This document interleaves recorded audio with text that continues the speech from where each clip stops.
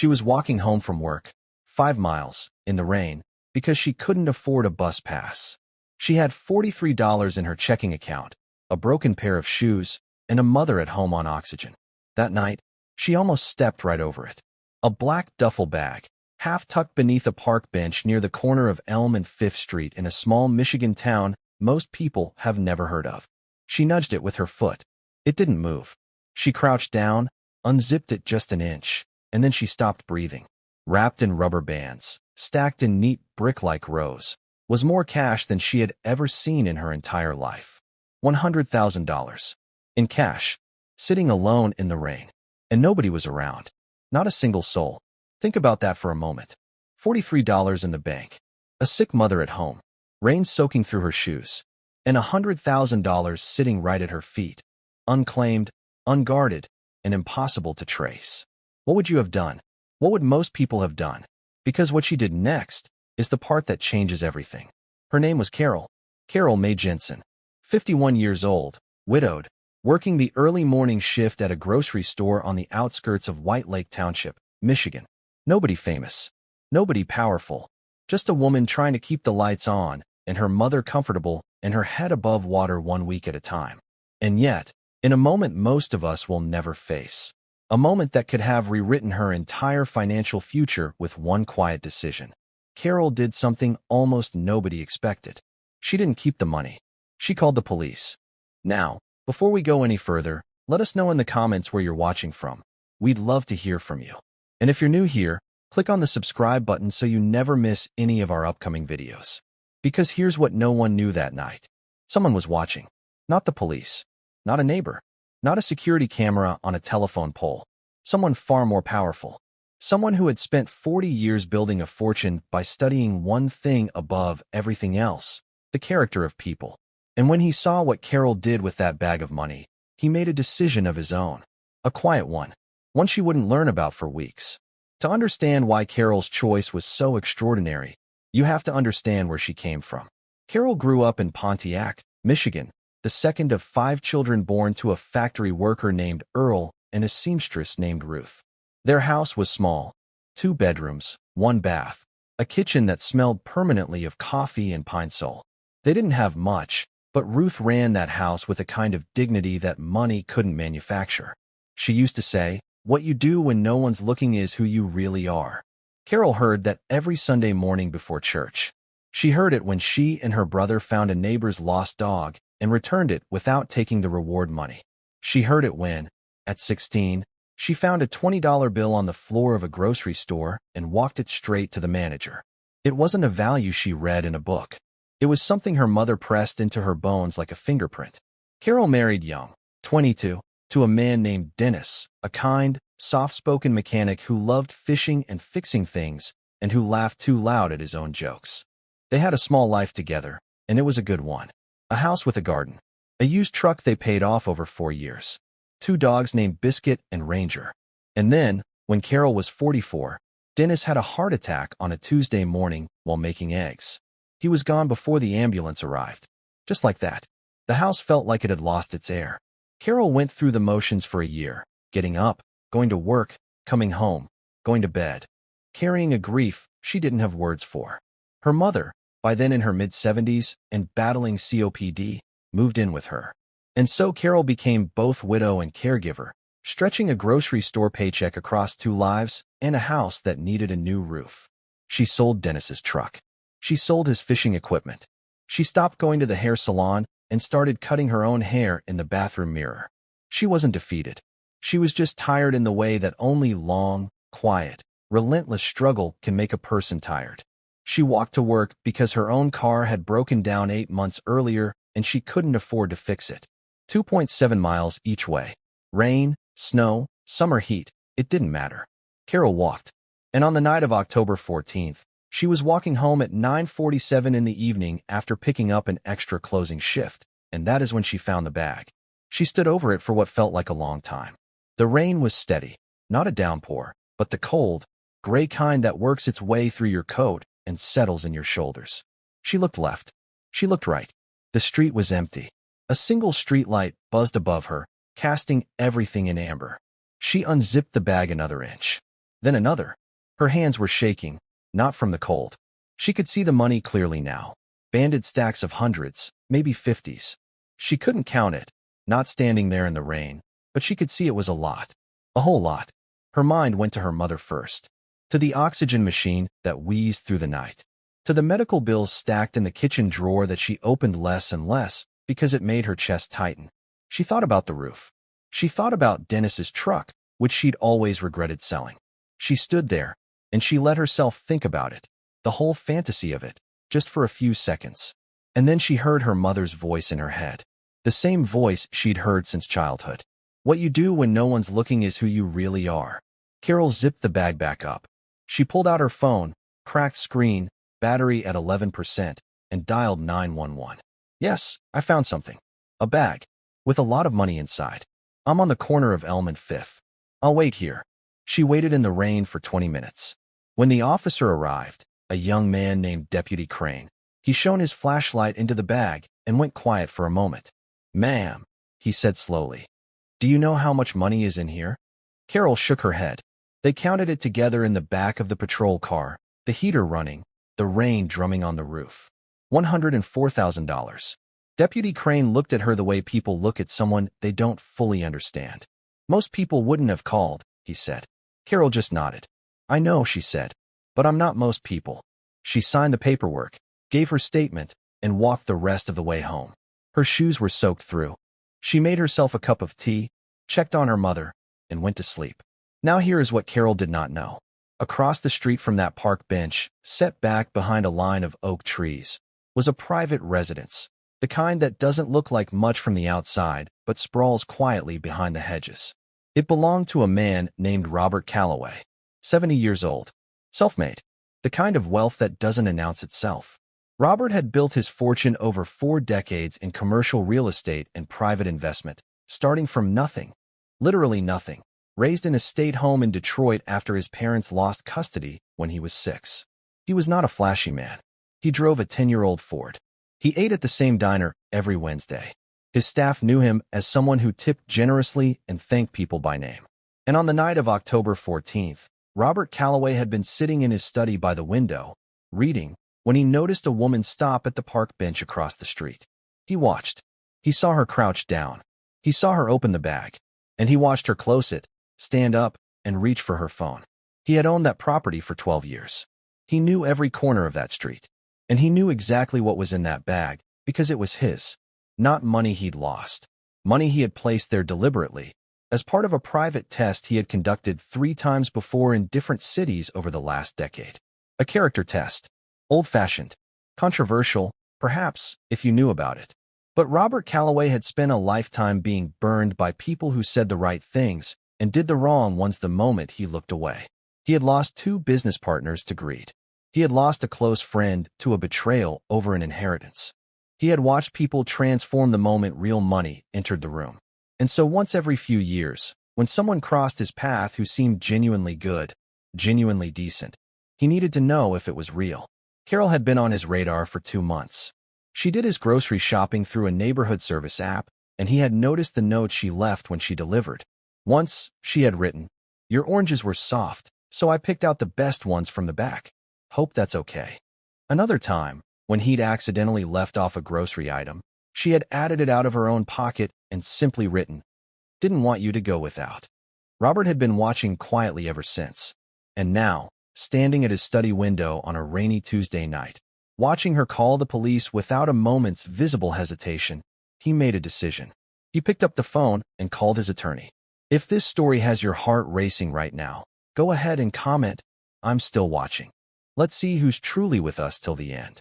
The days after the incident were ordinary for Carol, almost brutally so. She went to work. She came home. She heated up soup for her mother, changed the oxygen filter, watched the evening news together in the living room. The police had told her it might take weeks to determine if the money was claimed or if it would eventually be returned to her as the finder. She didn't hold her breath. She didn't tell anyone about it. Not her coworkers, not her neighbor Sandra, not even her brother in Flint. She just kept walking, kept working, kept going. But something had shifted in her quietly. That night with the bag had shaken something loose in her. Not regret, nothing like that. but a kind of raw awareness of how close to the edge she was living. $43. That's what stood between her and nothing. One missed shift, one unexpected bill, 1 month without overtime, and she would have to make choices she didn't want to think about. 3 weeks after she found the bag, she came home from work to find a letter in her mailbox. Plain white envelope, no return address. She almost threw it away thinking it was a bill. Inside was a single card with a handwritten note that read, "Carol, I believe the right people in this world deserve to be found. I would like to meet with you, if you're willing. R. Calloway." Tucked behind the card was a business card for an attorney's office in downtown Detroit. Carol sat down at her kitchen table for a long time, just holding it. She showed it to her mother, who turned it over in her hands and said, in that quiet way of hers, "Well, you better call." Carol called the attorney the next morning from her lunch break, standing in the parking lot of the grocery store with wind pulling at her jacket. The attorney, a woman named Patricia Voss, was careful and warm and said very little except to confirm that her client was legitimate, that the meeting was entirely voluntary, and that Carol was under no obligation of any kind. They scheduled a meeting for the following Thursday. Carol spent those next few days in a kind of suspended state, half convinced it was a scam, half convinced she was about to wake up. She told no one. She ironed her one good blouse the night before. The attorney's office was on the 14th floor of a building downtown, with windows that looked out over the river. Carol arrived 12 minutes early and sat in the waiting area with her hands folded in her lap, reading the same paragraph of a magazine 3 times without absorbing a word. When Robert Calloway walked in, she recognized him instantly, not because she'd seen him before, but because of what he wasn't. He wasn't what she expected. He was older, smaller than the weight of his name somehow suggested. He was wearing a gray cardigan and carrying a paper coffee cup. He shook her hand with both of his and said, "Thank you for coming. I know this is strange." He told her everything. The bag, the test, the other 3 times he had done it over the years, and what had happened each of those times. Twice, the money had been kept. Once, it had been returned, but only after the finder had taken a portion. He told her he wasn't proud of the test, exactly, but that he had learned to trust almost no one with real money or real stakes, and that he had needed to know. Carol listened without speaking. When he finished, she said, "That was your money the whole time." It wasn't a question. He nodded. "And you knew I'd found it." He nodded again. "So why didn't you just introduce yourself normally?" Robert Calloway looked out the window for a moment. "Because anybody can be decent to a billionaire," he said quietly. "I needed to know who you were when you thought no one was watching." The room was very still. Carol felt something move through her that she couldn't name exactly. It was somewhere between anger and understanding, and something like grief for all the years she'd spent being decent when no one was watching and wondering if it had ever mattered to anyone at all. She looked at this old man in his gray cardigan and she said, "What do you want from me, Mr. Calloway?" He slid a folder across the table. Inside was a proposal, not a gift, not charity, a job. Director of Community Outreach for the Calloway Family Foundation, a position that had been vacant for 2 years because he hadn't found the right person. Full salary, benefits, a company vehicle, and the foundation's mission, identifying and supporting single-parent households and elderly caregivers in financial crisis across the state of Michigan. People, in other words, exactly like Carol. She read the folder twice. She looked up. "You're serious?" "Completely," he said. "I've watched you for 2 months, Carol. You know what it looks like when someone is decent because they were raised right and means it in their bones. That's rarer than money. And I've needed someone like that in this foundation for a long time." Carol pressed her lips together. She wasn't going to cry in front of this man. She wasn't. "My mother needs full-time care," she said. "I can't leave her." "I know," he said. "That's in the folder too. Page 3. She turned to page 3. He had included a private home care arrangement, a professional caregiver, covered by the foundation, so that Carol's mother would be looked after during work hours. Carol stared at the page for what felt like a very long time. Outside, 14 floors down, the city went about its business, cars and noise and ordinary life continuing on, completely unaware. She thought about Dennis. She thought about her mother's voice. What you do when no one's looking is who you really are. She thought about the $43 in her bank account and the 5-mile walk in the rain and the rubber-banded stacks of cash she had handed back to the police without a second thought. And she realized something. Her mother hadn't just been talking about moral character all those years. She'd been talking about value, about the kind of worth that doesn't show up in a bank account but accumulates quietly, invisibly, and then, sometimes, in ways you never predicted, it finds you back. Carol accepted the position. She gave 2 weeks' notice at the grocery store, hugged her coworkers, and on her last day they threw her a small party with a sheet cake that said, "You deserve this," in blue frosting. She cried then, finally, in front of all of them, laughing and wiping her eyes with a paper napkin. Her mother met Robert Calloway 6 months later at a foundation event Carol helped organize to provide home heating assistance to low-income elderly residents in Michigan. Ruth sat in her wheelchair by the window, oxygen tank humming quietly beside her. Robert shook her hand and said, "You raised an exceptional person." Ruth looked at him with the cool appraisal of a woman who had seen a great deal of life and said, "I know. I always knew." Within her first year at the foundation, Carol helped distribute emergency aid to more than 300 families across Wayne, Macomb, and Oakland counties. She oversaw a new program that partnered with local grocery stores to create emergency food funds for widowed caregivers, something she had designed herself, from memory, based on her own years of quiet need. She never forgot those years. She never pretended they hadn't happened. In fact, she talked about them openly, to anyone who would listen, because she believed, the way her mother had always believed, that dignity was not something you earned when things got better. It was something you chose, every single day, especially when things were hard. As for the $100,000 in the bag, the police never formally traced it back to Robert, who had placed it anonymously. It sat unclaimed in evidence for the statutory period and was eventually turned over to the county. Carol never saw a cent of it. And she'll tell you herself, she doesn't think about that part very much. What she thinks about, when she's driving to work in her company car on a winter morning, watching the sun come up over the Michigan fields, is a rainy Tuesday night, a broken streetlight buzzing amber, and the moment she reached for her phone instead of the money. She thinks about how small that moment felt then, and how much of everything that came after it was living inside that one quiet decision. Now I want to ask you something, and I want you to really think about it. If you had been Carol that night, tired, soaked through, $43 in the bank, with a sick mother at home, what would you have done? Be honest with yourself.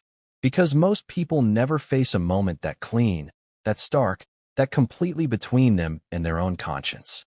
And the truth is, it's easy to say what we do from the comfort of where we're sitting right now. It's a different thing entirely when you're standing in the rain and the money is real and no one is looking. But here's what Carol's story asks us to consider. And this is the part that I think stays with you long after the video is over. Every day, in ways that are smaller but no less real, we all have our versions of that bag on the ground. A moment where we could take the easy path or the right one. Where we could stay quiet or speak up. Where we could let something slide or choose integrity when it costs us something.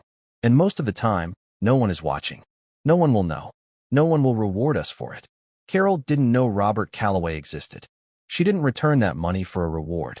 She returned it because of who she was, and who her mother had quietly made her through decades of small, unremarkable, unwitnessed choices. So what does your collection of small choices say about who you are when no one's watching? Let us know your thoughts in the comments below. Would you have made the same choice Carol did?